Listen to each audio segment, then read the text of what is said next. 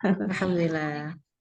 Oke, baik, hari ini tema yang apa yang kita akan sampaikan ya Sada terkait dengan baiat Aqobah pertama dan kedua. Tentunya ini perjalanan sebelum nanti Rasulullah hijrah ke Madinah gitu ya. Jadi ada peristiwa ini. Monggo silakan, kami persilahkan untuk menyampaikan materi. Baik. Bismillahirrahmanirrahim. Assalamualaikum warahmatullahi wabarakatuh. Waalaikumsalam. Alhamdulillahirabbil alamin. Alhamdulillahirabbil alamin. Alhamdulillahilladzi an'ama alaina wa hadana ala dinil Islam. Allahumma shalli wa sallim ala sayyidina Muhammadin wa ala alihi wa sahbihi ajma'in. Rabbi shrah li sadri wa yassir li amri wa hlul 'uqdatam min lisani yafqahu qawli. Amma ba'd. Alhamdulillah, tentunya kita bersyukur kepada Allah Subhanahu wa taala pada malam ini setelah sekian pekan tidak bertemu, kita dipertemukan kembali insya Allah di ini episode ke-9 dari rangkaian kelas Sirah Nabawiyah. Mudah-mudahan kita senantiasa diberikan kemudahan dan keluangan waktu untuk mengikuti kelas ini nanti sampai akhir. Dan tentunya dengan pertolongan Allah hari ini kita bisa hadir secara online kembali mengkaji surah Nabawiyah. Mudah-mudahan Allah senantiasa meridhoi setiap niat kita, memberikan keberkahan dalam forum ini, dan tentunya manfaat serta iman, rasa cinta yang semakin kuat ketika kita telah mempelajari sirah Nabawiyah. Kedua kalinya salawat serta salam semoga senantiasa tercurahkan kepada baginda Rasulullah SAW, kepada seluruh keluarga, sahabat serta kaum muslimin yang senantiasa beristiqomah di jalan Allah hingga yaumil akhir nanti. Jazakumullahu khairan katsir kepada Ustadzah yang sudah memberikan kesempatan kepada saya dan juga kepada peserta yang sudah hadir. Insya Allah malam ini kita akan meneruskan pembahasan di bagian kedua, bagian kedua perjalanan Sirah Nabawiyah, di mana saat ini perjalanan dakwah Rasulullah telah diperluas, tidak hanya di Mekah. Kalau pertemuan lalu kita telah mengikuti bagaimana Rasulullah mengawali perluasan dakwah ke daerah Taif. Kalau kita mengingat kembali perjalanan Rasulullah ke Taif itu sangat tidak mudah. Bahkan dikatakan ketika Rasulullah ditanya dalam hidup Rasulullah apa yang paling berat, mungkin apa hal yang paling berat selain perang Uhud, dan beliau menjawab bahwa salah satunya adalah peristiwa ketika beliau berdakwah ke Taif. Sampai-sampai Allah turunkan Jibril untuk menawarkan bantuan. Kalau misalkan Rasulullah berkenan, ini mungkin akan ditimpakan gunung kepada penduduk Taif. Tapi justru Rasulullah berdoa berharap semoga nanti keturunan dari para penduduk Taif ini termasuk dari orang-orang yang beriman kepada Allah. Ini salah satu bukti tentang luhurnya sifat Rasulullah, bagaimana hati Rasulullah begitu murni, begitu halus, dan beliau ini adalah orang yang sangat pemurah. Jadi kesan bahwasanya Islam ini disebarkan mungkin dengan senjata, dengan kekerasan, itu tidak ada sebenarnya. Karena tahap dakwah yang paling penting itu adalah menyeru, dan seruan itu adalah dengan kalimat, dengan ajakan yang baik. Dan itulah yang Rasulullah lakukan.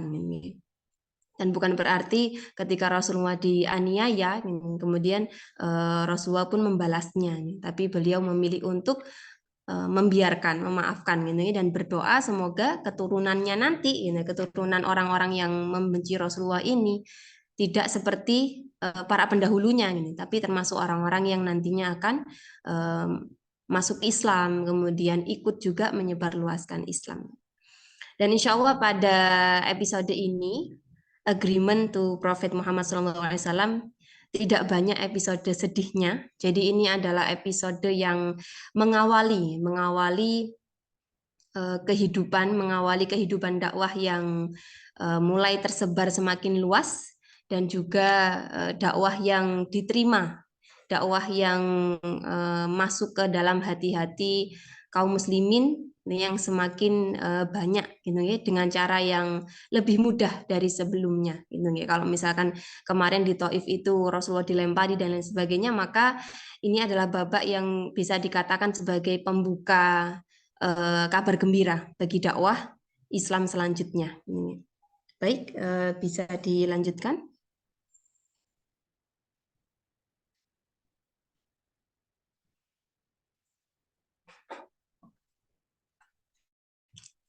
Ya, jadi di pembahasan sebelumnya ini bahwa sudah dikabarkan ya ada 6 penduduk Yathrib, penduduk Madinah yang telah masuk Islam, ya, yang dimana 6 orang ini adalah para pemuda. Gitu.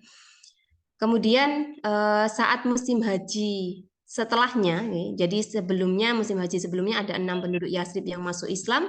Kemudian pada musim haji berikutnya ada 12 orang yang lagi datang ke Mekah, di mana dari 12 orang ini 5 diantaranya adalah orang yang telah masuk Islam dari 6 yang terdahulu ini.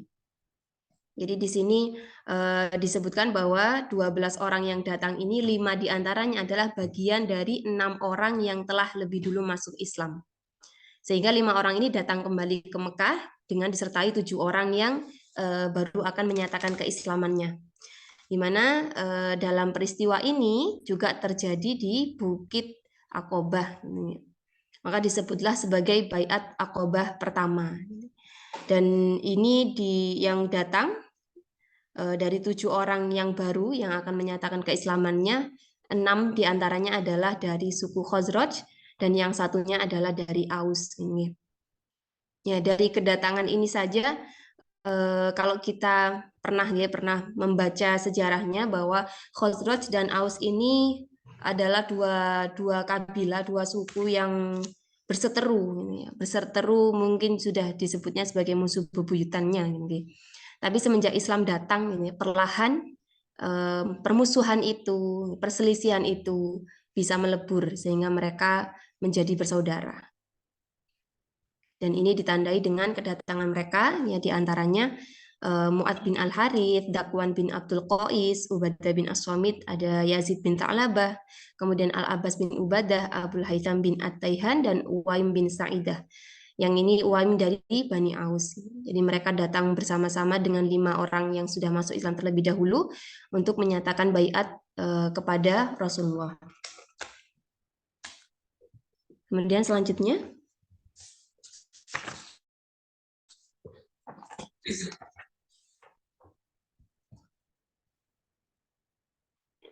nah, setelah terjadinya Baiat Aqobah yang pertama, kemudian Rasulullah mengirim duta Islam. Duta Islam, perwakilan Islam yang langsung dikirim ke Yathrib, waktu itu namanya masih Yathrib atau yang kita sebut hari ini sebagai Madinah. Siapakah yang beliau kirim? Ya, beliau kirim adalah Mus'ab bin Umair Al-Abdari. Beliau ini adalah sahabat yang begitu masyhur, pemuda yang begitu cerdas, tampan, gitu, bahkan ketampanannya itu sangat masyhur di kalangan orang-orang Quraisy saat itu. Dan ketika beliau masuk Islam, beliau rela untuk meninggalkan sang ibu, meninggalkan ibunya. Bahkan mungkin dengan ancaman ibunya gak mau makan, tapi Mus'ab lebih memilih untuk masuk Islam, lebih memilih Allah dan Rasulnya daripada ibunya. Nah, saat itu Mus'ab bin Umair dikirim ke Yathrib, di mana saat di Yathrib, Mus'ab ini bermalam di rumah As'ad bin Suroroh, yang kemudian bersama dengan As'ad juga ditemani oleh As'ad, Mus'ab ini berdakwah menyebarkan Islam di Yathrib. Dan ini yang menjadi perjalanan yang babak baru dakwah, di mana sebelumnya tidak pernah ada perwakilan yang dikirim, dan ini adalah pertama kalinya dikirimlah perwakilan yang diminta khusus untuk menyebarkan Islam di Yathrib, yakni oleh Mus'ab bin Umair. Kemudian ada kisah keberhasilan Mus'ab ini saat berdakwah di Yathrib. di mana ini adalah tanda bahwa Allah mudahkan dakwah di sana sebagai pembuka kehidupan dakwah yang lebih luas lagi. Ya, kemudahan Islam diterima di Yasrib, ya salah satunya dengan perantara Mus'ab ini, Mus'ab bin Umair. Jadi saat Mus'ab bin Umair dan As'ad bin Zurarah ini datang ke kalangan di Yasrib nih, ke Bani Adil Ashhal. Afwan, slide yang sebelumnya.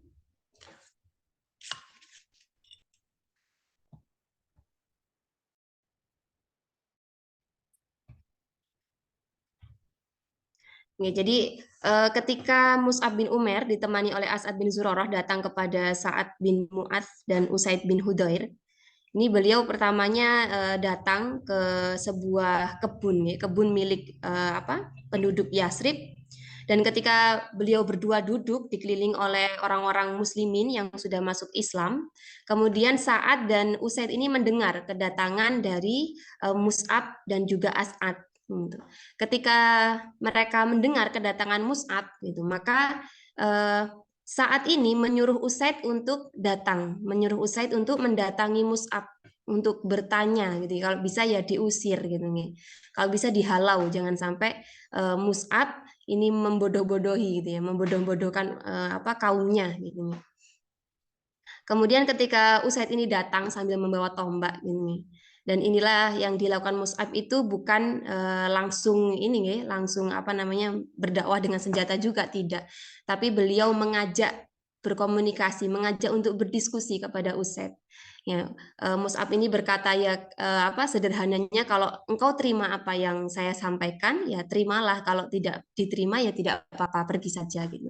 Sehingga Usaid ini kemudian ya berkomentar bahwa ini cukup adil gitu. Jadi beliau duduk dulu untuk mendengarkan apa yang akan Mus'ab ini sampaikan. Sampai kemudian Mus'ab menyampaikan tentang Islam dan Usaid mengatakan bahwa ini indah, perkataan indah yang belum pernah dia dengar gitu.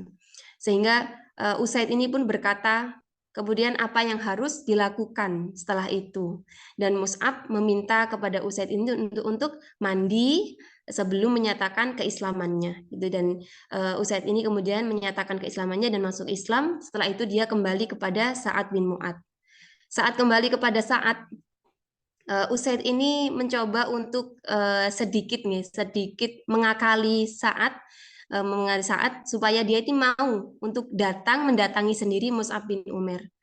Jadi beliau ini sedikit memancing Sa'ad supaya mau menemui sendiri Mus'ab dan juga As'ad bin Zurarah, supaya mau untuk duduk dan mendengarkan sendiri apa yang akan disampaikan oleh Mus'ab gitu. Dan ternyata yang disampaikan Usaid ini, bahkan saat ini mengatakan ketika Usaid pergi meninggalkan Sa'ad dan datang kembali itu wajahnya beda, sudah tidak sama. Gitu. Sehingga ketika saat ini gantian, ya, saat ini yang kemudian pergi dengan amarah karena memang dibilang Usaid ini seperti orang-orang yang ini datang dan nggak mau untuk diusir. Gitu. Maka saat ini menemui sendiri Mus'ab sama dengan membawa tombak. Tapi kemudian Mus'ab pun mengatakan hal yang sama sebagaimana yang beliau katakan kepada Usaid. Duduk dulu, berkomunikasi dulu. Gitu.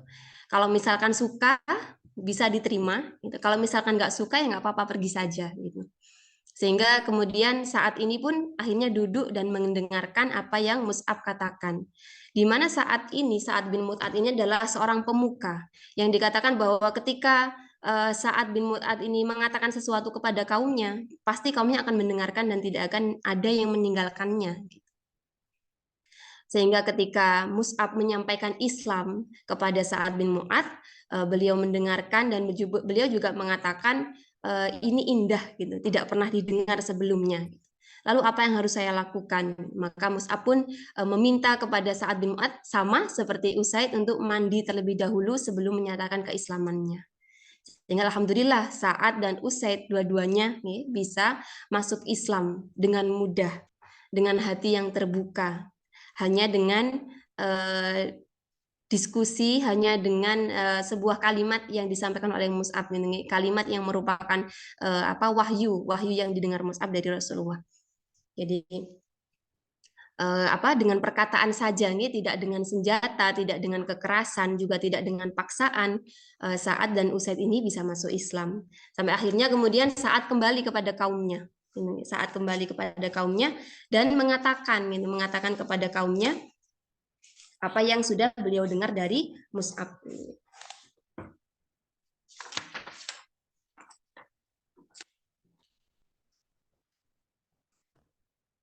Jadi ketika saat ini bertanya kepada kaumnya, apakah kaumnya ini akan percaya kepada apa yang dikatakan Sa'ad? Ya, kaumnya akan percaya karena saat ini memang adalah pemimpin mereka, gitu. Sehingga saat ini berkata kepada para kaumnya, siapa di antara kalian, laki-laki dan wanita, tidak boleh berbicara denganku kecuali jika kalian beriman kepada Allah dan Rasul-Nya. Kata Sa'ad, sehingga sampai sore hari tidak ada satu orang pun di antara kaum Sa'ad, dituliskannya seperti itu. Sampai sore hari tidak ada satu orang pun di antara kaum Sa'ad, melainkan mereka sudah menjadi Islam. Mereka sudah Muslim dan Muslimah. Jadi semua orang yang mendengarkan saat itu semuanya seketika itu masuk Islam karena mereka semua percaya kepada pemimpinnya, yakin kepada pemimpinnya dan mengikuti karena pemimpinnya sudah masuk Islam, mereka pun masuk Islam. Kecuali satu orang yaitu Al-Usairim. Gitu. Selanjutnya.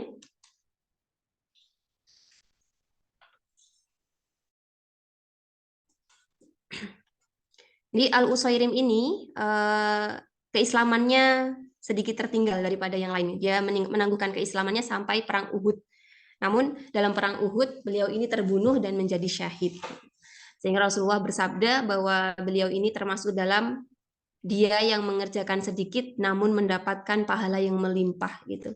Karena memang tidak lama setelah keislamannya dan beliau ikut dalam perang Uhud, beliau menjadi syahid. Salah satu jaminan atas keislaman, atas Islamnya seseorang adalah ketika dia masuk Islam, dia yakin dengan keislamannya, kemudian dia terbunuh, maka dia akan diridhoi oleh Allah, akan menjadi seseorang yang ini mungkin kelihatannya Islamnya baru sebentar, tapi mereka semua adalah orang-orang yang beruntung karena mendapatkan pahala yang berlimpah. Karena kita tahu bahwa orang yang baru masuk Islam, orang yang menerima Islam, maka dosa-dosa sebelumnya diampuni, seperti orang yang baru terlahir. Nah, kemudian Mus'ab ini tetap berada di Yathrib, sehingga perkampungan Ansor banyak yang telah dipenuhi oleh Muslim dan Muslimah. Jadi perkampungan Ansor ini sudah banyak sekali yang memeluk Islam, yang masuk ke dalam Islam, kecuali perkampungan Bani Umayyah bin Zaid, Khotmah, dan Wa'il.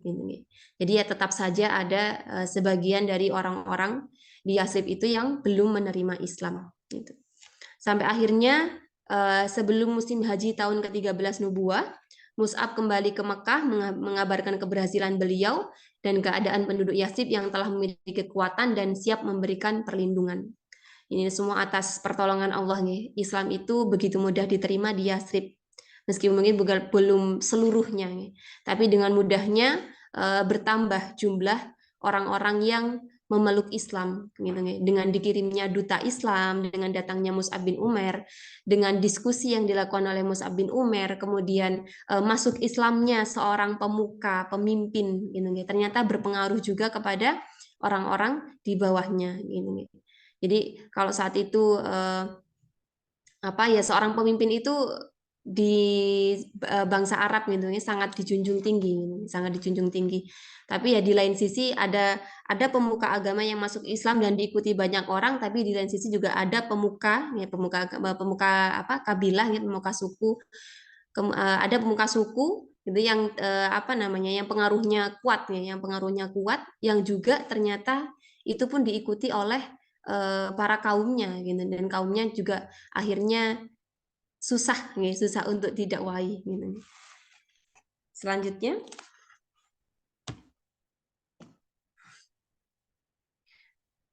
ya, jadi ini kembalinya Mus'ab ke Makkah ini berarti membawa kabar gembira bagi Rasulullah di Mekah. Artinya kehidupan di Mekah yang selama ini sulit nih, sulit. Rasulullah telah mengalami banyak hal, mulai dari cacian, kemudian siksaan, bahkan sudah ke fisiknya. Pernah beliau dilempari kotoran, pernah beliau berulang kali hampir ini dicelakai gitu ya. Itu adalah kehidupan yang sulit gitu ya, sampai tahun ke-13 nubuah, sampai tahun ke-13 Rasulullah diangkat menjadi rasul. Kemudian pada musim haji tahun ke-13 nubuah atau Juni 622 Masehi. Ini pada musim haji berikutnya, jadi 70 orang lebih penduduk Yasrib itu yang sebagian juga masih musyrik datang untuk berhaji. Jadi kita tahu bahwa sebelum Islam datang pun ketika musim haji banyak orang yang berasal dari luar Mekah itu datang ke Mekah untuk melakukan haji. Tapi saat itu Ka'bah itu masih dikelilingi oleh berhala kan gitu. Jadi kemudian pada musim-musim haji ini sering dimanfaatkan, momen ini dimanfaatkan oleh Rasulullah untuk mendakwai orang-orang yang datang. Dan ini pada musim haji tahun ke-13. Datang 70 orang lebih dari Yasrib, dari Madinah. Kemudian mereka menemui Nabi di Aqobah gitu ya. Mereka ini bersepakat nih, membuat kesepakatan supaya bisa bertemu dengan Rasulullah kapan dan di mana waktunya, dan ini harus dilakukan secara sembunyi-sembunyi. Itu karena memang penduduk Yathrib yang datang tidak semuanya muslim. Ada sebagian yang masih musyrik gitu. Dan kisah ini dikabarkan oleh pemuka kaum Ansor yang bernama Ka'ab bin Malik al-Ansori radhiyallahu anhu. Jadi saat beliau pergi ke Mekah untuk menunaikan ibadah haji, sebelum itu kami telah berjanji kepada Nabi untuk bertemu di Aqobah pada pertengahan hari Tasyrik, tepatnya setelah melempar jumroh yang pertama. Dan pertemuan ini dilakukan di malam yang gelap gitu ya. Dan ini orang-orang yang akan berbaiat, yang akan bertemu dengan Rasulullah waktu itu harus berjalan mengendap-endap nih, harus berhati-hati supaya tidak ketahuan gitu. Tapi di dalamnya pun di sini dikisahkan turut serta Abdullah bin Amr bin Haram, pemimpin mereka, di mana saat itu statusnya masih belum muslim. Nah, tapi karena dia ini adalah pemimpin rombongan, jadi orang-orang muslim pun jujur kepada Abdullah bin Amr bin Haram bahwa mereka akan menemui Nabi. Jadi beliau ini pun diajak dan juga diseru untuk masuk Islam gitu. Jadi mereka mengatakan hai Abu Jabir, engkau adalah pemimpin kami dan orang terhormat di antara kami. Kami tak ingin engkau terbakar api neraka gitu. Jadi setelah dikatakan seperti itu, Abdullah bin Amr bin Haram ini pun menyatakan keislamannya gitu dengan mudah gitu. Dan kemudian beliau pun diangkat sebagai pemimpin rombongan gitu. Jadi pada malam hari ketika setelah tidur pada pertengahan malam ya, pada sepertiga malam mereka berjalan mengendap-endap gitu ya ke Bukit Aqobah untuk menemui Rasulullah gitu. Di mana di sini dikatakan jumlah mereka mencapai 73 laki-laki dan 2 diantaranya adalah wanita, yakni Nasibah binti Ka'ab atau Ummu Ammarah dan juga Asma binti Amr atau Ummu Mani'. Selanjutnya,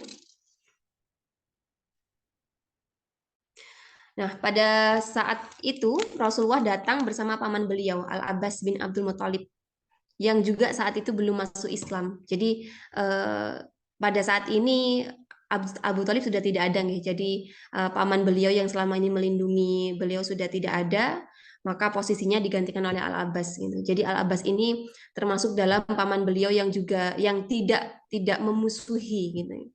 Tapi waktu itu juga belum masuk Islam. Sehingga pada pertemuan di Aqobah ini Al-Abbas ini juga turut memberikan wejangan, memberikan pengingat akan tanggung jawab dan konsekuensi yang harus dihadapi oleh orang-orang Ansor yang menyatakan yang ingin mengadakan baiat kepada Rasulullah. Dan Al-Abbas ini berkata, wahai orang-orang Khazraj, posisi Muhammad di kalangan kami kalian sudah mengetahuinya sendiri. Kami mencegahnya agar tidak mengusik kaum kami dengan sesuatu yang telah kami ketahui. Dia adalah orang terhormat di tengah kaumnya. dilindungi di negerinya. Boleh jadi dia enggan bergabung dengan kalian jika kalian berani mengkhianatinya setelah dia keluar dan bergabung dengan kalian. Sebaiknya biarkanlah dia di sini, dia orang terlindungi. Jadi Al-Abbas ini semacam memberikan penegasan nih, penegasan dan juga meminta jaminan gitu, jaminan dan tanggung jawab dari orang-orang Ansor. Kalau memang orang-orang Ansor ini berkomitmen untuk melindungi Rasul, gitu, melindungi Rasulullah, menerima Rasulullah, ya mereka harus mau menanggung konsekuensinya. Tapi kalau tidak sanggup, maksudnya kalau tidak sanggup bertanggung jawab untuk mendapatkan mendapatkan konsekuensinya, menghadapi konsekuensi yang mungkin lebih berat nanti di depannya, di depan, maka ya lebih baik biarkan saja Rasulullah di sini, biar nanti dilindungi oleh Al-Abbas, seperti itu maksudnya. Nah, kemudian Ka'ab pun menjawab. Jadi Ka'ab ini adalah pemuka Ansor. Beliau menjawab, kami sudah mendengar apa yang kau sampaikan. Wahai Rasulullah, putuskan segera apa yang engkau inginkan untuk dirimu dan Tuhanmu. Jadi Rasulullah diminta untuk memutuskan sendiri apa yang beliau kehendaki, yang baik untuk beliau dan juga tentang agama ini, tentang agama Islam. Sehingga kemudian terjadilah baiat. Namun sebelum baiat itu terjadi, dibacakan dulu nggak isi baiatnya, dan ini diriwayatkan oleh Imam Ahmad dari Jabir tentang isi baiat yang harus dilakukan atau harus dipenuhi oleh orang-orang Muslim. Yaitu yang pertama adalah mendengar dan taat saat bersemangat ataupun malas, menafkahkan harta saat sulit dan mudah, kemudian amar ma'ruf nahi mungkar, berjuang karena Allah dan tidak risau dengan celaan orang yang memusuhi Allah, kemudian menolong Rasulullah, melindungi Rasulullah seperti melindungi istri dan anak-anaknya sendiri, dan surga sebagai balasannya, gitu nih. Jadi dibacakan inti dari baiat yang harus dipahami oleh orang-orang Muslim, konsekuensi dari keislaman mereka, gitu ya, konsekuensi dari keputusan mereka untuk masuk Islam, gitu, bahwa mereka harus ya sami'na wa ata'na, baik saat semangat ataupun saat malas, mau menafkahkan hartanya baik saat sulit ataupun mudah, mau untuk selalu menyuruh kepada kebaikan, ya, menyuruh pada yang ma'ruf dan mencegah dari yang mungkar, berjuang karena Allah dan tidak risau dengan celaan orang yang musuhi Allah. Jadi isi baiat ini adalah baiat yang meneguhkan, ya, harus teguh menjadi orang Muslim itu harus tangguh, gitu, harus siap, gitu, harus siap dengan hal-hal yang akan dihadapi, gitu. Kemudian siap menolong Nabi, siap melindungi Nabi sebagaimana mereka melindungi istri dan anak-anaknya sendiri. Dan jaminannya adalah surga, balasannya adalah surga. Ya, kemudian ada tambahan dengan apa yang disampaikan oleh Ka'ab, bahwa kemudian Rasulullah berbicara, membacakan, berdoa kepada Allah serta menyebut harapannya untuk Islam. Nabi bersabda, aku membaiat kalian supaya melindungiku sebagaimana kalian melindungi istri dan anak-anak kalian. Kemudian Al-Bara' bin Ma'rur memegangi tangan beliau dan menyatakan, ya siap, gitu, demi yang mengutusmu dengan kebenaran, kami akan melindungimu sebagaimana kami melindungi diri kami sendiri. Maka baiatlah kami, wahai Rasul, demi Allah kami termasuk orang yang mahir dalam perang dan mengepung musuh, kami mewarisinya sejak dulu. Jadi ya orang-orang yang datang di Aqobah untuk menyatakan baiatnya berarti sudah siap, gitu ya, sudah siap dengan baiatnya. Dan kemudian selanjutnya baiat ini pun diucapkan dengan Rasulullah membaiatnya dengan berjabat tangan. Yang pertama kali berjabat tangan adalah As'ad bin Zurarah. Sementara untuk para perempuan beliau afwan di sini ada salah ketiknya. Untuk para perempuan beliau tidak berjabat tangan melainkan hanya dengan perkataan. Afwan salah ketik. Nah, kemudian Abu Haytham bin At-Taihan ini menyela perkataan Bara', kemudian dan mengatakan bahwa Rasulullah sesungguhnya antara kami dengan Yahudi itu ada perjanjian, gitu ya, ada hubungan persahabatan seperti itu. Jika kami memutuskan hubungan dengan mereka, apa kemungkinannya jika Allah memenangkan engkau dan engkau pergi meninggalkan kami, gitu. Jadi mereka ini meminta jaminan, gitu, karena mereka punya persahabatan dengan orang-orang Yahudi, apakah harus diputuskan, gitu. Kalau misalkan diputuskan, bagaimana nanti kalau misalkan Rasulullah meninggalkan mereka, gitu. Lalu Rasulullah menjawab bahwa darah dibalas darah, kematian dibalas kematian. Aku adalah bagian dari kalian dan kalian bagian dari diriku. Aku akan memerangi siapapun yang memerangi kalian dan aku berdamai dengan siapapun yang berdamai dengan kalian. Jadi ya tidak apa-apa gitu nih. Islam itu kalau misalkan tidak diserang ya tidak menyerang gitu ya intinya. Kalau misalkan dengan orang-orang yang tidak bermusuhan dengan Islam ya berdamai gitu, berdamai dengan orang yang memang mengajak perdamaian terhadap Islam gitu. Jadi intinya dakwah Islam itu bukan dakwah dengan senjata gitu, pada dasarnya itu hanya uslub atau cara yang ditempuh atas perintah Allah dan itu bukan cara utama. Cara utama dakwah Islam adalah dengan perkataan gitu, dengan ucapan, dengan diskusi gitu. Bahkan kita sebagai orang muslim sendiri kan diminta untuk menghindari perdebatan gitu. Jadi dakwah Islam itu ya sederhana sebagaimana mungkin yang disampaikan oleh sahabat Mus'ab bin Umair tadi waktu mendakwahi Sa'ad dan juga Usaid, bahwa kalau misalkan engkau berkenan menerima ya terimalah, tapi kalau nggak terima ya nggak apa-apa, tinggalkan saja gitu. Nah, kemudian setelah baiat ini terjadi, Rasulullah meminta supaya ada pemuka kaum yang nantinya bertanggung jawab terhadap kaumnya masing-masing. Maka dipilihlah 12 pemuka kaum yang mereka bertanggung jawab terhadap kaumnya, bertanggung jawab untuk juga menyebarkan Islam kepada kaumnya, dan juga menjamin terhadap pelaksanaan isi dari apa yang sudah dibaiatkan tadi, yang sudah dijanjikan dengan Rasulullah SAW, sudah perjanjian dengan Rasulullah SAW. Di mana 12 pemuka kaum ini, 9 diantaranya As'ad bin Zurarah, Sa'ad bin Ar-Rabi, Abdullah bin Rawahah, Rafi bin Malik, Al-Bara' bin Ma'rur, Abdullah bin Amr, Ubadah bin Aswamit, Sa'ad bin Ubadah, dan Al-Mundhir bin Amr ini adalah berasal dari suku Khazraj. Dan yang tiga, Usaid bin Hudair, Sa'ad bin Khaythamah, dan Rifa'ah bin Abdul Mundhir ini berasal dari suku Aus. Jadi ini adalah bukti bahwa Islam itu bisa menyatukan mereka-mereka yang mungkin awalnya berselisih gitu. Jadi ikatan Islam itu bisa meleburkan ikatan kenasapan, ikatan kesukuan gitu. Asobiah gitu, fanatisme golongan gitu, fanatisme kesukuan gitu. Bahkan ini terjadi sebelum Rasulullah hijrah ke Madinah gitu. Baik, selanjutnya.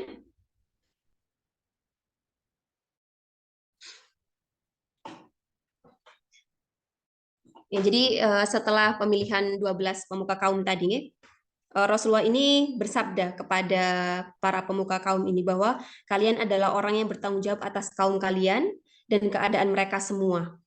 Tak jauh beda dengan Hawariyun terhadap Isa bin Maryam. Jadi pemuka kaum ini seperti para penolong, ini para pengikut Nabi Isa yang menolong Nabi Isa waktu itu, dan Rasulullah dan aku adalah orang yang bertanggung jawab atas kaumku dan mereka menjawab baiklah gitu secara serentak. 12 pemuka kaum ini menjawab siap nih untuk bertanggung jawab terhadap kaumnya masing-masing gitu. Baiat Aqobah kedua ini disebut juga dengan Baiat Aqobah Kubro, Baiat Aqobah besar, karena juga ini adalah titik balik yang sangat signifikan terhadap kehidupan dakwah Rasulullah setelah ini, selanjutnya, dan juga diikuti oleh orang yang lumayan banyak gitu, 70-an orang itu di saat itu sangat tidak mudah untuk mengajak puluhan orang untuk datang berbaiat kepada Rasulullah. Nah, saat terjadi baiat ini yang tadi sempat kami singgung bahwa baiat ini sifatnya rahasia, di mana dilakukan di malam hari, di sepertiga malam, bahkan kaum muslimin saat itu harus mengendap-endap supaya tidak ketahuan gitu. Tapi ternyata rahasia ini sempat terdengar oleh seorang musyrik.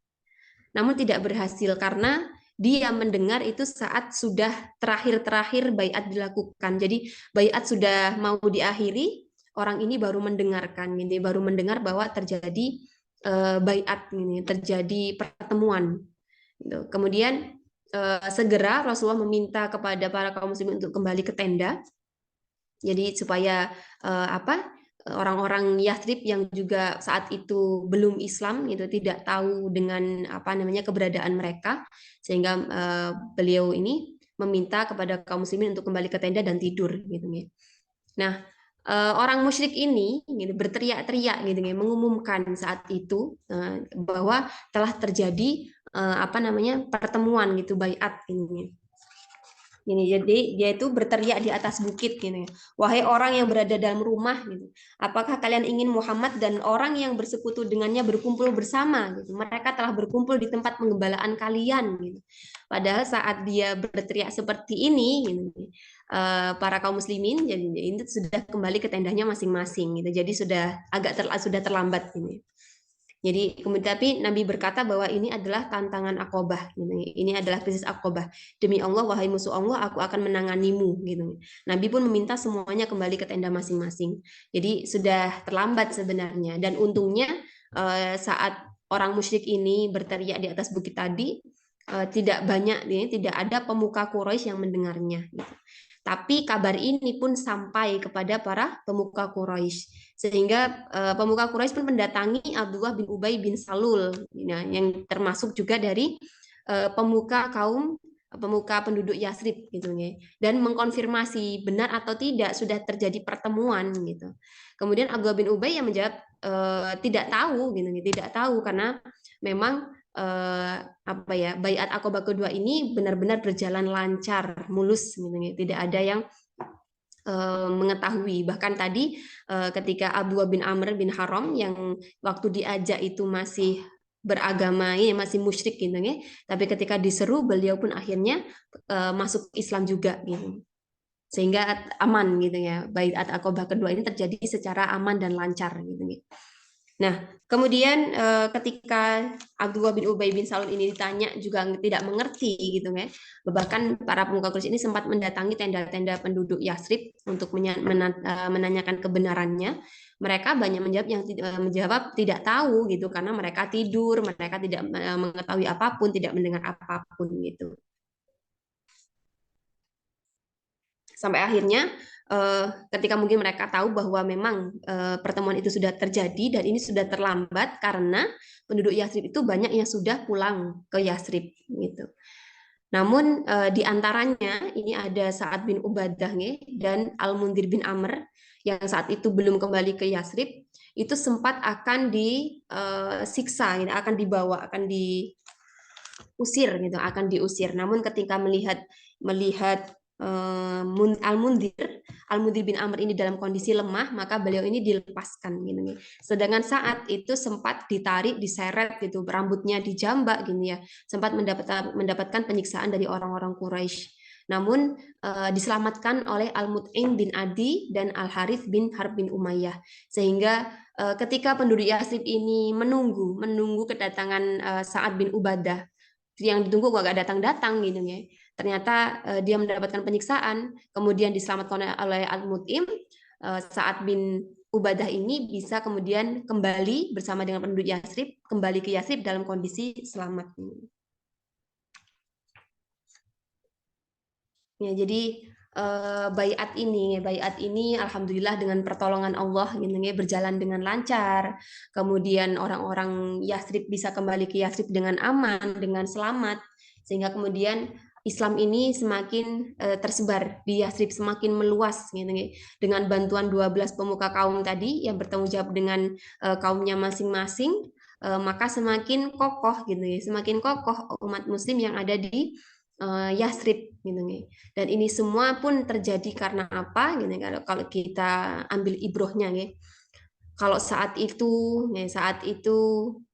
kita posisikan ya, mungkin diri kita yang ada pada saat itu kita sama sekali tidak bisa menjamin apakah kita berada pada barisan Rasulullah. Kita tidak tahu apakah kita termasuk dalam orang-orang yang mungkin siap untuk berbaiat dalam kondisi yang harus dilakukan rahasia, harus dilakukan malam hari gitu ya, dengan mungkin rasa takut, kekhawatiran akan ini ketahuan oleh orang-orang Quraisy gitu ya. Jadi kita mungkin di hari ini juga ya alhamdulillahnya kita mungkin salah satu nikmat juga kita hidup di zaman ini, kita mewarisi Islam dari pendahulu kita. Kita menerima Islam dalam kondisi yang sudah jadi, Islam yang sudah jadi, bukan Islam yang masih merintis di awal gitu. Dan kita sangat bersyukur dan mungkin kalau bisa nggih, mendoakan berterima kasih nggih Pak kepada para sahabat pendahulu kita, para pejuang Islam terdahulu yang seandainya tidak ada mereka nggih mungkin Islam tidak akan sampai kepada kita hari ini gitu. Dan ini semua terjadi karena apa? Karena yang jelas iman kepada Allah dan Rasulnya yang begitu kokoh, rasa cinta yang begitu kokoh, loyalitas, kemudian rasa tolong menolong nih. Insya Allah rasa tolong menolong itu adalah lahir dari hati yang murni, hati nurani yang begitu bersih. Gitu, ya. Jadi ketika orang-orang Yathrib ini datang ke Mekah, sebenarnya mereka itu saling membicarakan gitu ya, mengkhawatirkan kondisi umat Islam yang terus-menerus mendapat tekanan di Mekah gitu. Jadi mereka itu juga ingin supaya ya lebih baik orang Mekah itu pindah saja gitu, orang Muslim di Mekah itu lebih baik keluar saja gitu. Dan itu adalah juga langkah-langkah yang mereka ingin lakukan ya sebagai bentuk tolong menolong mereka kepada umat Muslim di Mekah gitu. Jadi orang-orang Yathrib ini apa ya rasa persaudaraannya, rasa cinta kepada saudara yang dibangun atas iman itu begitu kokohnya, begitu tulus gitu ya. Sehingga mungkin ya tidak lagi melihat nasabnya, tidak lagi melihat sukunya, tapi yang mereka lihat adalah bahwa mereka sama-sama orang Islam, ya sama-sama orang yang berjuang dengan agama Islam, sama-sama orang yang beriman kepada Allah dan Rasulnya. Gitu. Selanjutnya.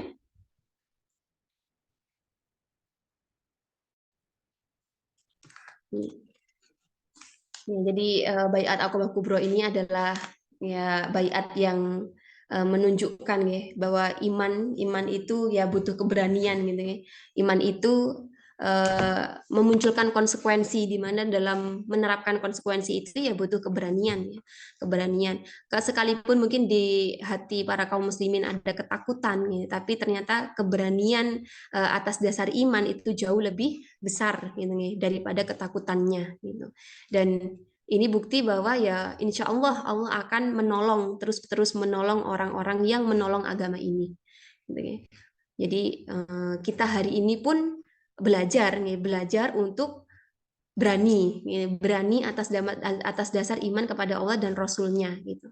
Kalau mungkin kayak tadi ya di salah satu isi baiat bahwa harus siap untuk menyeru ya membela karena Allah dan tidak risau dengan celaan orang-orang yang memusuhi Allah gitu. Jadi kalau kita hari ini mungkin diuji dengan komentar, diuji dengan mungkin cemoohan gitu karena kita berusaha untuk memegang agama Islam ini di akhir zaman yang mungkin kayaknya semakin terasing gitu ya maka kita munculkan lagi keberanian atas dasar iman gitu ya.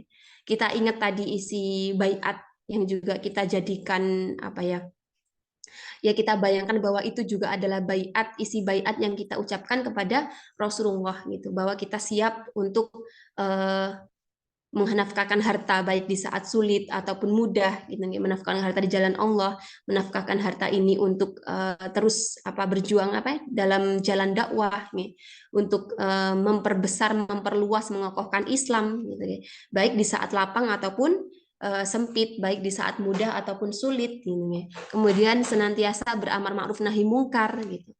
Dan senantiasa kalau tadi bunyinya menolong Nabi, kalau sekarang Nabi sudah wafat ya kita menolong agama Allah gitu, menolong agama Allah dengan senantiasa menyebarluaskannya, mewariskannya, melestarikannya dan juga memegang teguh gitu apa-apa yang menjadi syariat Islam gitu. Kalau walaupun saat ini ya sulit mungkin ya sulit karena kita ini sedang bersaing ya. Kebaikan saat ini sedang bersaing dengan keburukan gitu ya. Syariat Islam saat ini juga sedang bersaing dengan syariat-syariat kufur, syariat-syariat lain ya yang berusaha untuk mengalahkan syariat Islam. Budaya Islam kita pun saat ini sedang bersaing dengan budaya-budaya yang naudzubillah gitu ya, banyak merusak generasi Islam gitu. Sekarang kita seperti ya berlomba berperang ya, berperang dalam tanda kutip, berperang pemikiran, berperang dalam hal sakofah gitu nih, dengan orang-orang yang mungkin secara kasat mata ataupun yang tersembunyi gitu nih, masih ada orang-orang yang musuhi Islam, dan itu nyata sampai hari ini gitu.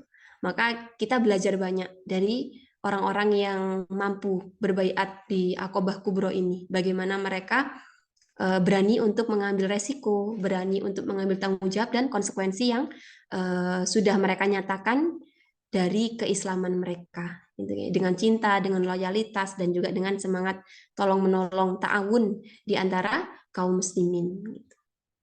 Selanjutnya,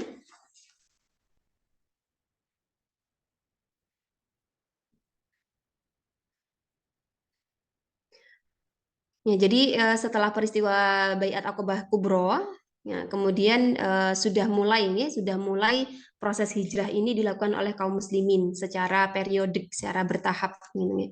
Yang pertama kali hijrah adalah Abu Salamah, setahun sebelum Baiat Aqobah Kubro, lalu disusul oleh istri dan anaknya. Jadi Abu Salamah ini ketika beliau hendak hijrah, gitu ya, beliau sempat tertahan oleh istri dan anaknya, gitu ya, yang menahan juga dari keluarga yang masih musyrik, gitu ya. Mereka tidak rela jika Abu Salamah ini mengajak istri dan anaknya untuk hijrah ke Madinah, gitu. Maka akhirnya Abu Salamah ini ya mau tidak mau harus berhijrah sendirian, gitu, berhijrah sendirian. Anaknya juga dirampas, gitu, istrinya ditahan, gitu, istrinya ditahan oleh keluarganya, anaknya juga diambil seperti itu. Jadi beliau hijrah sendiri. Nah, sepeninggal Abu Salamah hijrah, gitu ya, istri beliau ini menangis, gitu ya, menangis setiap apa namanya. Kalau di sini diceritakan Ummu Salamah gini, yang telah ditinggal suaminya ini kehilangan anaknya, dan kehilangan anaknya hanya bisa pergi ke tengah padang pasir gitu. Beliau melakukan itu setiap hari dan terus-menerus menangis selama 1 tahun penuh. Sehingga melihat keadaan Ummu Salamah yang apa ya, memprihatinkan gitu, akhirnya keluarganya itu meminta untuk kenapa nggak di ini aja, dibiarkan saja untuk mengikuti suaminya gitu ya. Maka ya mereka menyuruh untuk Ummu Salamah untuk menyusul Abu Salamah ke Madinah gitu ya. Jadi jika mereka ini mengatakan kepada Ummu Salamah, jika engkau mau, susulah suamimu gitu. Dan setelah mereka meminta anaknya kembali, dia pun pergi menuju Madinah gitu ya. Dan perjalanan yang beliau tempuh itu adalah 500 kilometer nih, tanpa disertai oleh siapapun. Jadi Ummu Salamah ini berjalan sendirian sampai kemudian beliau tiba di Tanim. Beliau bertemu dengan Utsman bin Tolhah bin Abu Tolhah. Nah, setelah mengetahui keadaannya, Utsman ini mengantar Ummu Salamah ke Madinah. Sampai ketika di Kuba, gitu, Utsman berkata, di desa itulah suamimu menetap, maka masuklah ke sana dengan barokah Allah gitu. Jadi di tengah perjalanan Ummu Salamah ini bertemu dengan Utsman bin Tolhah yang kemudian mengantar beliau sampai di Kuba. Selanjutnya beliau masuk ke Madinah sendiri bersama dengan anaknya. Kemudian yang kedua, sahabat Suhaib berhijrah ke Madinah setelah menyerahkan seluruh hartanya kepada orang-orang Quraisy.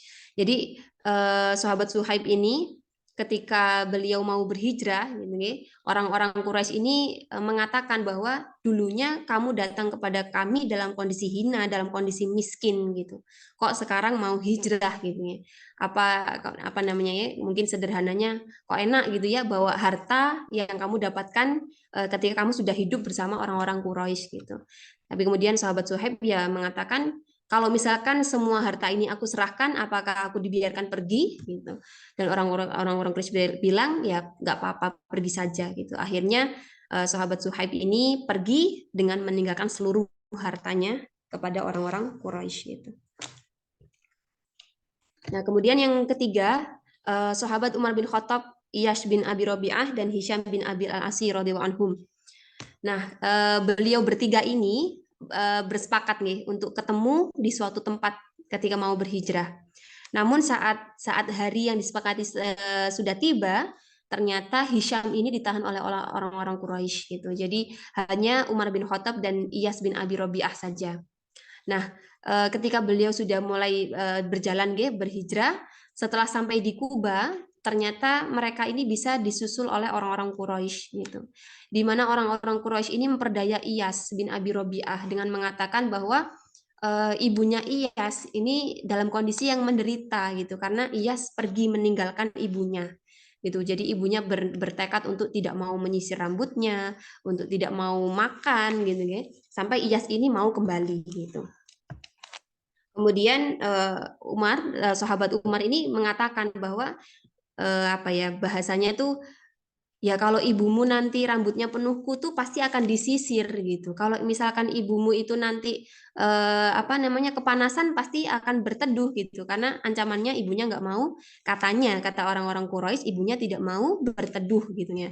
Tetap berada di bawah terik matahari katanya. Nah, kemudian karena Iyas ini tidak tega sehingga Iyas ini kembali ke Mekah dibawa oleh orang-orang Quraisy gitu dengan dibekali unta milik Umar bin Khattab gitu. Awalnya Umar bin Khattab itu mengatakan bahwa ya nanti kalau misalkan kamu sudah sampai di sana dan ternyata ada yang tidak beres gitu ya, kamu bisa menyelamatkan diri dengan menggunakan unta ini gitu karena untanya sahabat Umar ini unta yang cerdik seperti itu. Tapi di tengah perjalanan ternyata ya orang-orang Quraisy ini memperdaya Iyas gitu. Sehingga ketika mereka mengatakan untaku kelelahan, boleh nggak bonceng gitu ya, bonceng untanya yang dikendali oleh Iyas. Iyasnya mengiyakan boleh gitu. Ternyata waktu sudah diboncengkan, Iyas ini diikat gitu ya, diikat dan kemudian dibawa secara paksa ke Mekah gitu. Jadi nggak benar gitu tadi bahwa apa kabar ibunya Iyas ini menderita gitu ya. Jadi itu hanya perdayaan dari orang-orang Quraisy saja. Nah, kemudian setelah 2 bulan lebih beberapa hari, gitu, secara periodik ini para sahabat, para kaum muslimin berhijrah dari Mekah ke Madinah, sehingga waktu itu di Mekah hanya tersisa Rasulullah SAW, Abu Bakar radhiyallahu anhu dan Ali bin Abi Thalib radhiyallahu anhu. Jadi saat itu semuanya sudah ini ikut semua ke Madinah, gitu. Bahkan orang-orang yang berhijrah ke Habasyah pun kembali dan turut serta hijrah ke Madinah gitu.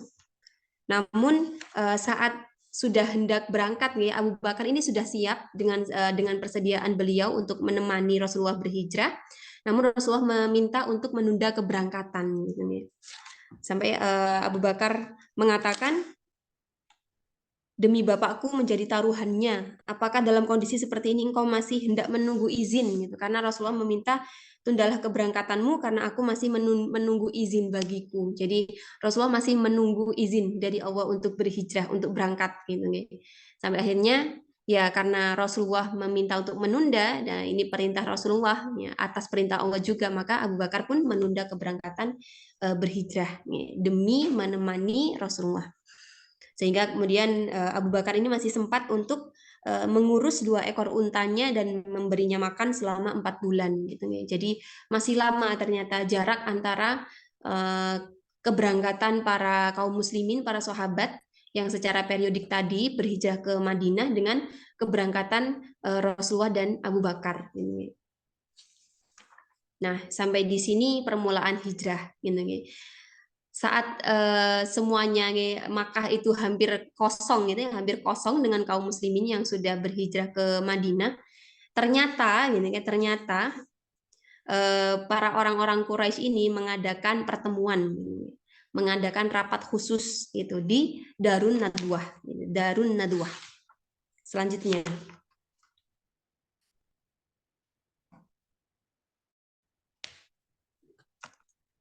Ya, jadi orang-orang Quraisy ini mengadakan pertemuan karena Makkah ini sudah mau habis ternyata dengan orang-orang muslimin gitu. Banyak tersisa Rasulullah dan sahabat Abu Bakar dan juga Ali bin Abi Thalib. Jadi kemudian mereka mengadakan pertemuan mungkin ya rapat darurat gitu, rapat darurat membahas strategi apa selanjutnya untuk menghadapi Rasulullah ini nggak bisa dibiarin gitu ya karena mungkin mereka melihat bahwa banyak orang-orang Mekah yang ternyata sudah memboyong keluarganya, hartanya, anak-anaknya gitu ya, pergi ke Madinah gitu. Nah, dalam forum ini para pemuka yang hadir ini dari bani-bani kabilah-kabilah Quraisy gitu ya. Di antaranya adalah Ya, orang pentingnya Abu Jahal bin Hisham gitu nih. Orang yang terkenal sangat memusuhi Rasulullah gitu nih. Ini beliau masih kalangan keluarga sendiri gitu nih. Paman Rasulullah yang begitu kejam. Kemudian ada Jubair bin Mut'im, Syaiban bin Utbah, anak Robiah. Ini dua orang ini yang kalau kita tahu mereka berdua ini adalah orang yang pernah meludahi Rasulullah, pernah menimpakan kotoran juga kepada Rasulullah. Gitu, An-Nadir bin Al-Harith, Al-Bakhtari bin Hisham, Zam'ah bin Al-Aswad, Hakim bin Hizam, kemudian Nubih dan Munabih, Umayyah bin Khalaf. Jadi ini adalah orang-orang pentingnya Quraisy yang saat itu mengadakan pertemuan, rapat selanjutnya bagaimana ini, karena Makkah sudah mau kosong gitu ya, mau kosong dengan orang-orang Muslim. Gitu. Nah, kemudian saat itu tiba-tiba muncul seseorang yang sudah lanjut usia. Jadi ketika forum itu mau dilaksanakan, tiba-tiba muncul seorang yang lanjut usia. Ketika ditanya siapa orang tua ini, gitu nih, siapa ini orang datang, orang tua nggak dikenal, gitu nih. Kemudian ada yang menjawab bahwa dia ini adalah orang tua dari penduduk Najd yang sudah mendengar apa yang hendak kalian perbuat tentang Muhammad. Dia sengaja datang ke sini untuk mendengar pendapat kalian dan mungkin memberikan masukan gitu. Nah, selanjutnya slide terakhir nih tentang usulan-usulan saat forum itu dilaksanakan. Jadi Abdul Aswad ini sempat mengusulkan bagaimana kalau Muhammad diusir gitu, diusir saja. Nanti kalau apa namanya setelah diusir terserah sudah dia mau kemana gitu, bukan urusan kita gitu. Dia mau apa namanya pergi kemanapun, yang penting dia pergi dari tengah-tengah kita gitu kata Abdul Aswad ini. Kemudian si orang tua tadi yang lanjut usia tadi mengatakan tidak setuju, gitu, tidak setuju. Karena apa? Karena kalian tidak tahu kata-katanya yang bagus dan manis serta kepintarannya untuk menguasai hati siapapun, gitu. Jadi mereka akan mengakui bahwa Rasulullah itu adalah orang yang apa namanya mampu memikat banyak orang dengan kepribadian beliau, dengan sosok beliau yang pemurah, yang berhati lembut, gitu. Kata-kata beliau juga begitu lembut. Jadi si orang tua ini nggak setuju kalau misalkan Nabi itu diusir gitu. Nanti takutnya kalau misalkan mereka bertindak seperti itu, bagaimana kalau misalkan ini kaum muslimin datang untuk menyerbu mereka gitu. Ya, takutnya ketika Nabi itu bisa menggerakkan lebih banyak orang itu mereka diserbu dan mereka nggak akan bisa berkutik gitu. Kemudian yang kedua Abdul Bakhtari mengusulkan bagaimana kalau Nabi, kalau Muhammad itu dikurung saja dalam kerangka besi, kemudian dikurung sampai meninggal dunia, sebagaimana para penyair sebelumnya Zuhair dan An-Nabiwah. Ini dikurung dalam kerangka besi hingga meninggal dunia. Dan orang tua ini lagi-lagi nggak setuju gitu. Pendapat ini kurang tepat. Karena apa? Kalau misalkan Muhammad dikurung, pasti berita ini akan menyebar cepat dan akan sampai kepada orang-orang Muslim gitu. Ya, bagaimana kalau misalkan keadaan ini didengar oleh rekan-rekannya dan secepat itu pula mereka juga akan datang menyerbu orang-orang Quraisy gitu. Nah, kemudian usulan yang ketiga dari orang yang paling jahat ini, Abu Jahal ini mengusulkan bagaimana kalau setiap kabilah itu mengirimkan seorang pemuda di mana masing-masing pemuda itu memegang senjata yang nanti bisa ditebaskan dengan sekali tebasan kepada Muhammad. Jadi kalau siapapun dari setiap kabilah pemudanya memegang senjata, nanti kalau ada Muhammad siapapun bisa membunuhnya gitu. Jadi kalau misalkan nanti setiap orang itu menghunus pedangnya gitu ya, maka ketika Nabi meninggal, maka setiap kabilah pasti akan kecipratan darah Muhammad gitu, sehingga dia tidak akan mengganggu lagi dan orang-orang Muslim pasti akan takut gitu. Nah ini adalah usulan dari Abu Jahal dan ternyata usulan ini disetujui oleh orang tua tadi gitu. Dan inilah yang nantinya akan dilaksanakan, yang akan dieksekusikan gitu, rencana yang akan strategi yang akan dieksekusi oleh mereka gitu. Hasil dari pertemuan di Darun Nadwah gitu. Dan ya ini nanti akan insya Allah akan dibahas di pertemuan berikutnya gitu ya. Jadi Ya, tadi sedikit ibroh yang bisa kita ambil nggih, bagaimana tentang keberanian orang-orang Islam saat itu dan juga bagaimana tantangan nggih, tantangan dakwah di awal permulaan Islam ini datang gitu nggih.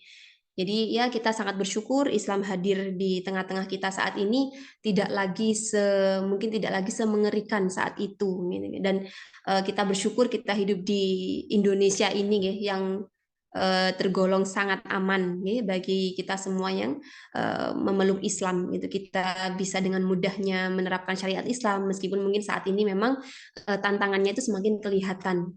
Orang-orang yang berusaha untuk menerapkan syariat Islam dengan teguh, dengan lurus, mungkin ya semakin banyak yang apa ya tidak suka gitu, dan mungkin akan banyak orang-orang yang menganggap aneh gitu ya, asing gitu. Kalau nggak sama dibilangnya tidak apa namanya, tidak kalau tidak sama atau berbeda gitu ya, mungkin apa namanya, banyak yang menganggap apa namanya, Islamnya aneh gitu ya, Islamnya atau terlalu fanatik atau dan bagaimana gitu ya, saat ini tantangan yang kita hadapi.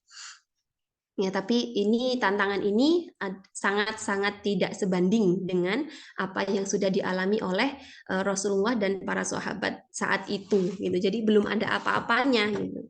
Maka sudah seharusnya kita bisa apa ya, mungkin lebih lebih kokoh lagi, lebih kuat lagi, karena apapun tantangan yang kita hadapi hari ini, selagi belum fisik nih, belum fisik kita yang dilukai, kita mungkin tidak mengalami yang namanya dilempari batu, kita tidak mengalami yang namanya diludahi hanya karena mungkin kita mengatakan kita Muslim gitu. Kita tidak sampai naudzubillah ya, kalau mungkin di luar negeri masih banyak juga ada orang-orang yang sampai ini ya, memusuhi Islam, sampai mungkin tempat ibadahnya gitu ya dirusak dan lain sebagainya. Nah, kita di negeri ini melakukan dakwah Islam tuh saat ini sebenarnya tergolong sangat mudah gitu guys, tergolong sangat mudah.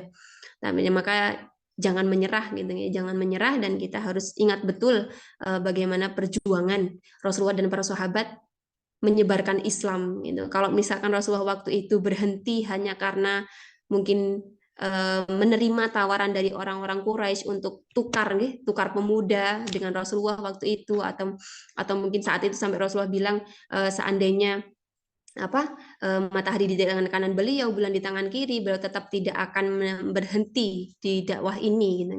Seandainya beliau saat itu berhenti, ya mungkin nikmat Islam tidak sampai pada kita hari ini gitu. Dan salah satu pelajaran yang harus kita petik bahwa Islam itu harus kita lestarikan. Jadi dakwah Islam itu tidak berhenti di kita hari ini. Kita harus terus-menerus mendakwakan Islam kepada orang-orang di sekitar kita, karena kita mewarisi Islam, tapi kita tidak bisa menjamin kita akan mewariskan Islam kepada generasi selanjutnya. Itu tergantung bagaimana kita hari ini, gitu nggih. Kalau kita hari ini, alhamdulillah terlahir dari orang tua Muslim, ya belum tentu, ya tidak ada yang bisa menjamin bahwa nantinya kelak generasi kita selanjutnya juga akan Muslim seperti kita, gitu. Karena fakta-fakta di sekitar kita sudah banyak, gitu, sudah banyak orang-orang yang ternyata memilih untuk keluar dari Islam dengan berbagai alasan gitu.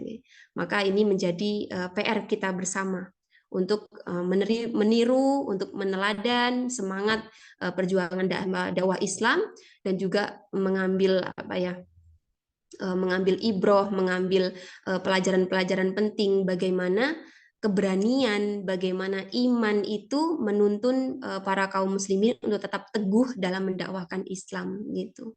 Dan kita tahu bahwa jika waktu itu Islam berhadapan mungkin dengan orang-orang Quraisy yang tidak pernah berhenti untuk ini menjegal, menghentikan dakwah Islam, ya hari ini pun pasti ada orang-orang Quraisy selanjutnya yang juga tidak ridho, tidak rela gitu jika Islam ini akan terus membesar, terus meluas, terus menguat gitu, dan tidak mau sampai Islam ini menguasai mungkin seluruh dunia ya, sebagaimana yang dikabarkan Rasulullah nanti. Maka ini menjadi PR kita, jangan sampai kita hanya menjadi orang-orang yang menonton atau orang-orang yang diam saja ketika hari ini Islam itu sedang diserbu atau sedang diserang dari berbagai lini, dari berbagai arah yang kebanyakan mungkin tidak kita sadari. karena perang kita saat ini adalah perang pemikiran yang pergerakan perangnya itu sangat halus gitu ya. Dan yang dirusak kebanyakan hari ini adalah targetnya adalah para generasi muda Islam gitu. Jadi mudah-mudahan kisah Sirah Nabawiyah ini bukan hanya sebagai kisah sejarah yang kita baca ya, tapi ibrohnya bisa terus menjadi penguat kita dan juga menjadi pelajaran bagaimana kita harus berdakwah selanjutnya gitu. Mungkin itu yang bisa saya sampaikan, kurang lebihnya afwan kalau ada kesalahan. Jazakumullah khairan katsir atas kehadiran Antuna sekalian ya. Mudah-mudahan sehat selalu. Saya kembalikan dulu kepada Ustazah Yuraida. Amin. Jazakillah khairan, Ustazah Wida, Masya Allah. Menyemangati kita ya, bagaimana agar kita bisa meneladani Rasulullah dan para sahabatnya ya di dalam memperjuangkan Islam. Ya. Baik, mungkin ada yang disampaikan, ada yang ditanyakan dari para peserta. Insya Allah sudah cukup jelas ya, dan sudah diberikan kesimpulan oleh beliau gitu ya. Dan insya Allah eh, kelanjutan dari peristiwa di Darun Nadwah tadi gitu ya.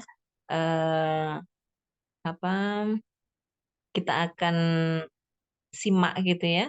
Kita akan tahu kelanjutannya di episode berikutnya, gitu ya, di pertemuan berikutnya insya Allah. Baik ya, tidak ada yang ditanyakan ya. Kalau masih ada mungkin nanti baru keluar gitu ya. Nanti nggak apa-apa bisa disampaikan ke admin. Kalau nggak ada ya nggak apa-apa gitu. Alhamdulillah, mudah-mudahan bisa dipahami ya semuanya. Cukup ya, Ustazah Wida? Mungkin ada yang disampaikan lagi? Ya, alhamdulillah sudah sampai di episode ke-9 ya. Harapannya senantiasa bersemangat sampai episode terakhir. Masya Karena memang Allah. insya Allah di setiap pembahasan itu selalu ada ibroh bagi kita Iya, ini tentang apa namanya kehidupan dakwah Rasulullah sampai nanti ya apa akhir ya, akhir dari eh, kisah Rasulullah ke akhir dari Sirah Nabawiyah ini gitu. iya, Yang iya. kalau misalkan ketinggalan episodenya kayaknya sayang sekali gitu. Iya, pasti ini ya apa? Kalau hanya baca slide-nya gitu kadang-kadang masih belum lengkap gitu ya. Tetap Kita sih. pun kadang ketika sudah membaca gitu ya, mungkin berapa waktu yang lalu sudah baca, kemudian mendengar lagi gitu ya, baca lagi itu akan ada hikmah-hikmah lagi gitu yang kita dapatkan gitu ya. Hmm. Mungkin yang kemarin masih belum ini betul-betul menancap, oh ya ternyata kita dapatkan lagi ibrahnya hari ini.